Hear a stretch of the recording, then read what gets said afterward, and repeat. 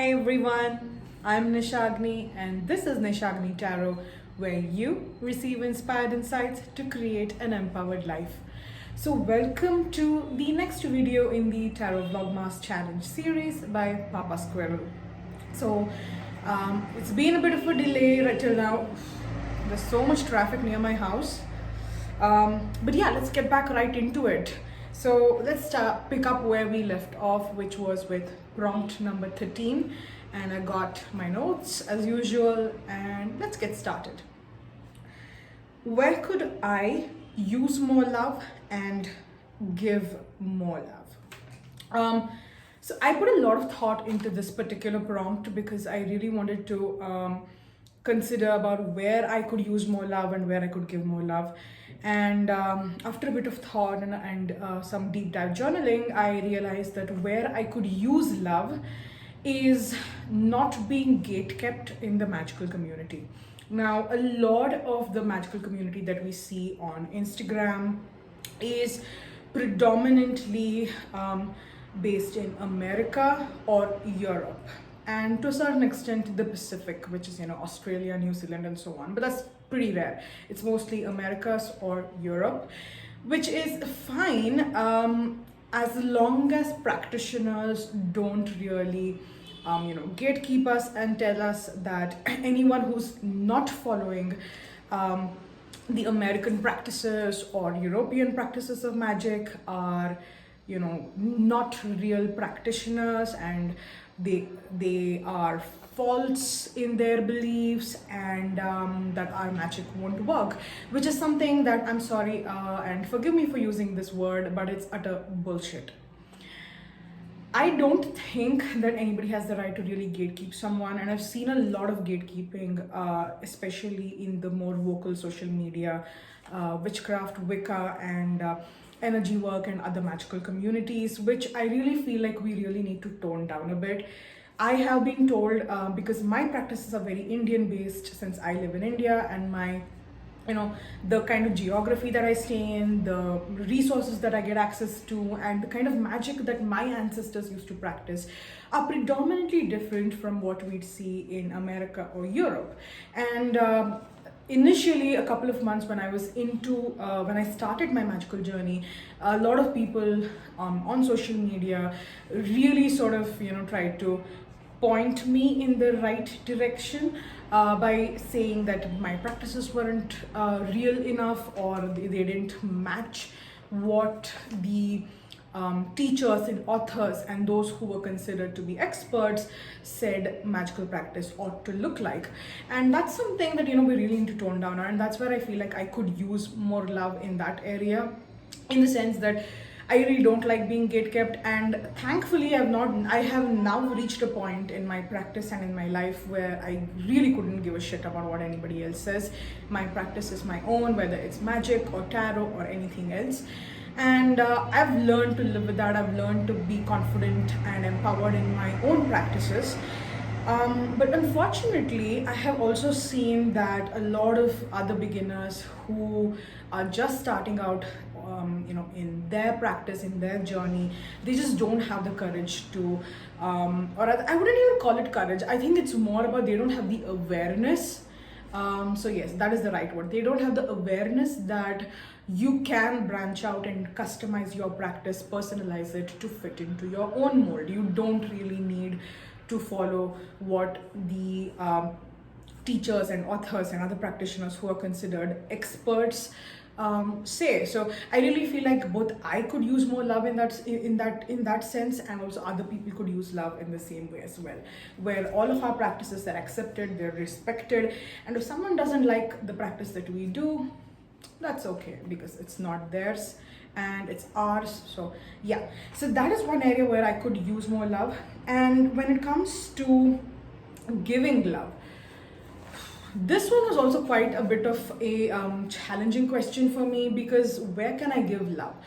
So ever since I started, for context, I was off social media for quite a while, for almost about 6-7 years, before I came back on Instagram just last year, because I felt the need to have a community of magical practitioners around me.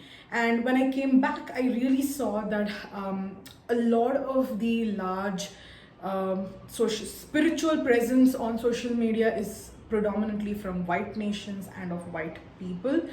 And unfortunately, there is this tendency of some people, not everyone, just some people, using indigenous practices, BIPOC cultures, and commercializing them and profiting from them by making decks and tarot decks, oracle decks, and other magical objects and creations, and branding it under the flag of the BIPOC community, but really appropriating it and maligning it, and kind of sending the wrong message and sharing the wrong information about that culture. There are a lot of decks like the Ganeshan Village Tarot or the Kali Oracle, and a couple of other more, other decks that I have actually come across, which really appropriate Hinduism, which is my culture, my tradition. And initially, I used to be really, really mad about it, and I would feel really upset. I would feel really hurt, and there was a point where I was sort of like, I would really get mad at even looking at people using the deck, not just the creators, just normal people using the deck. And over the next couple of months, I really realized that it's not the buyer's fault for using a deck, because it's not the buyer's responsibility to do research about a particular deck to see whether the creator has done justice to a BIPOC community's culture and religions, and the onus or the burden of the responsibility should be on the creator themselves. So the anger should be directed at the creator rather than the user, because the user is believing that the creator has done everything in good faith, and that they know what they're talking about, and that they have probably consulted someone from that BIPOC culture. And so the buyer is not really at fault. So for me, where I could give more love is, and I've really started to work on that myself, is where I have started accepting that not everyone who uses these appropriated decks or who use these really offensive magical objects, I mean, to me it's offensive because obviously I come from that religion and I see that the information being spread is wrong. So I've really started to realize that not everyone is out to malign a religion, that not everyone is out to appropriate a culture. If somebody is using a deck, it's probably because, especially if they're a buyer, it's probably because they just don't know any better. It's because they are not aware of the nuances of that culture and religion. And if you talk to someone about it, they are very likely to stop using the deck, or at least learn about the culture more before using a deck that is so problematic. And in my experience, there have been quite a few people who I have spoken to about why certain decks are really problematic, especially in my religion, or decks that kind of use Hinduism and India as or Sanskrit as the base for their content. And people have been really receptive, they've been really respectful, they've reached out to me with questions, and so I'm growing, I'm learning, they're growing, they're learning. So yeah, overall this has been a really illuminating process. So yeah, prompt 13, which took up such a long time, but was a really wonderful question. Thank you so much, Brian. Was something that really helped me really reconnect and realize that not everyone is a appropriator, and it's good to kind of accept that all of us make mistakes, and to reach out to people and help them understand why a deck may be problematic. And then once you do that, then the ball is in their court, and they can do what they will with that information. So yeah. Next we have prompt 14, which is, what holds me up that I don't think about enough? All right. For this, actually, it's something that I never realized that it was a quality that I possessed until someone told me about this a few years ago. And what holds me up is probably this quality, and that is my ability to forgive and forget. So for example, if I have a disagreement with someone, if I have an argument about something with someone, I tend not to hold on to it for more than just maybe a half hour after the argument, half hour after the discussion, whatever it is, and I tend to move on from it, because for me that's done and dusted. in that moment we were really mad at each other, or we were disagreeing about a particular thing, and now we're moving on. So yeah, so that is something that's really holding me up, because I find that because I am willing to forgive and forget and move on and not judge the other person based on whatever previous interaction we've had, good or bad, it really allows me to really listen to them and to learn from them, and to give my insights, to share my insights, so that whatever conversations we have are meaningful and enriching to both of us. So that's something that I never really noticed until a couple of years ago, when a friend of mine complimented me on that ability, and it was then that I realized, okay, yeah, that's true. I don't tend to stay mad at people. If I'm mad, it's only just probably for a couple of minutes during the argument, but then it's like a fresh slate, and kind of things go on.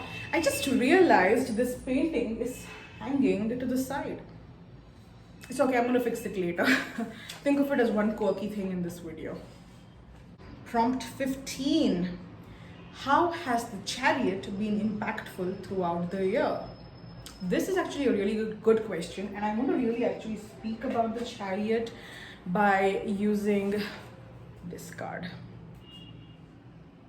So this is from the Spirit Song Tarot, and this is actually one of my most favorite decks, because it uses animals in it, and I love working with animal energies, and that's one of my most favorite ways to work magic.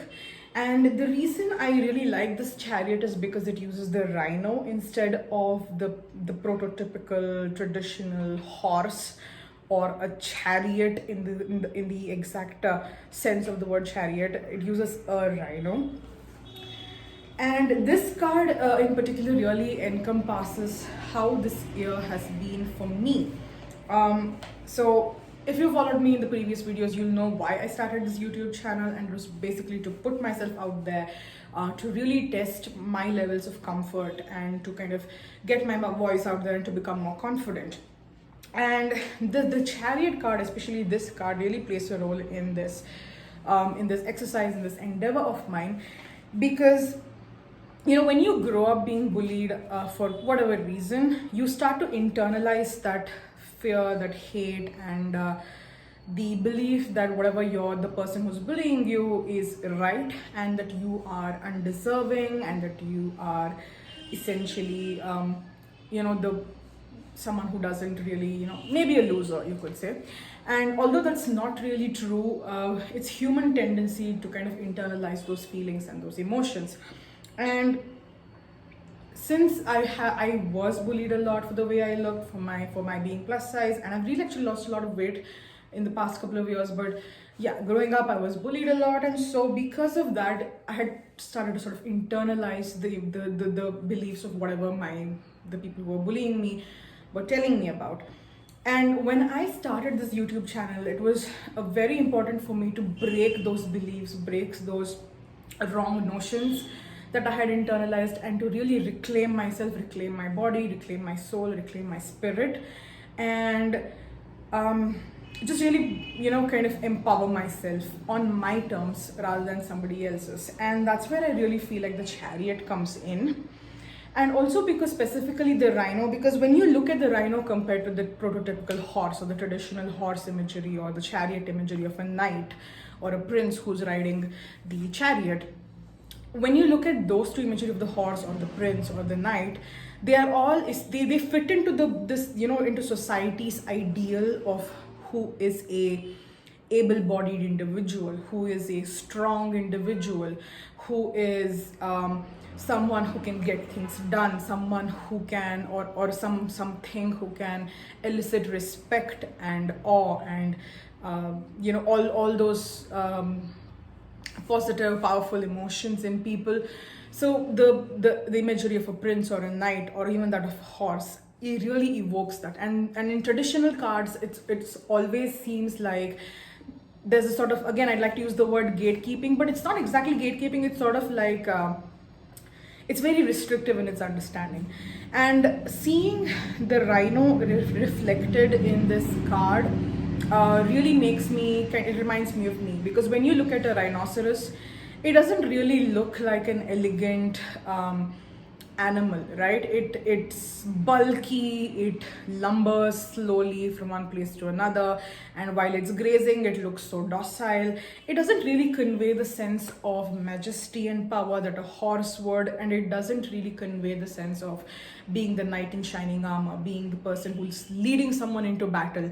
That's certainly not something that a rhinoceros could depict, right? So for me, is looking at the rhinoceros in the chariot, it really reminds me that looks are deceptive, and people are really capable of doing so much more than what you give them credit for. Because a rhinoceros, its speed can range to 35 miles, that is 50 kilometers an hour, and it can literally flip a car full of people over, because it's that powerful. It can gore people down, it can gore other animals down. It's a ridiculously powerful animal, a ridiculously fast animal, although its appearance belies it, right? And for me, the energy and the archetype behind the rhinoceros really resonates with me, in terms of what I am capable of doing, and what I'm capable of achieving, in this world, in this current year, and in this YouTube channel. So yeah, so for me, what has Chariot, or how has Chariot impacted me this year? It's impacted me quite a bit, and it's really funny that I never, when I yeah, I think the best way to describe this, it's really funny that I never really thought of this card when I started my YouTube channel. But when I started doing the Tarot Vlogmas challenge, the first thing that the first card that popped in my head when I read this question was this card. And it's insane how I have this deck, and it uses this animal that really represents how I feel about how the chariot energy has impacted me, and how I view myself as, as someone who may not look like the ideal YouTuber, or the ideal, sort of person who would probably lead you through a revolution, or whatever it is. But I have potential, and that's what matters the most. Yeah, all right, so this has been a very pretty heavy video, and although there's been just 3 prompts, I think I'm going to stop here, and I'll post the rest in the next couple of videos. So yeah, thank you so much for watching, and I will see you in the next video. Bye.